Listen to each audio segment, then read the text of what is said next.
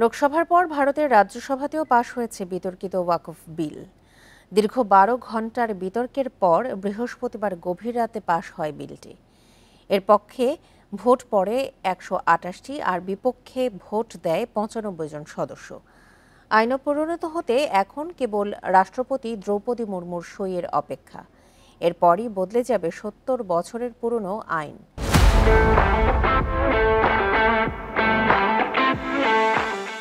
বুধবার মুসলিম ও বিরোধীদের আপত্তির মুখে ভারতের পার্লামেন্টে ওয়াকফ বিল পেশ করে বিজেপি সরকার। শরিকদের সমর্থন নিশ্চিত করেই পেশ করা হয় সংশোধনী বিল। তবে এই বিল বিরোধী অবস্থান নেয় বিরোধী শিবির। তাদের দাবি, এই বিল সংবিধানের পরিপন্থী। মুসলিমদের কল্যাণে দান করা জমিকে ওয়াকফ সম্পত্তি বলা হয়, যা বিক্রি বা অন্য কোনো উদ্দেশ্যে ব্যবহার করা যায় না।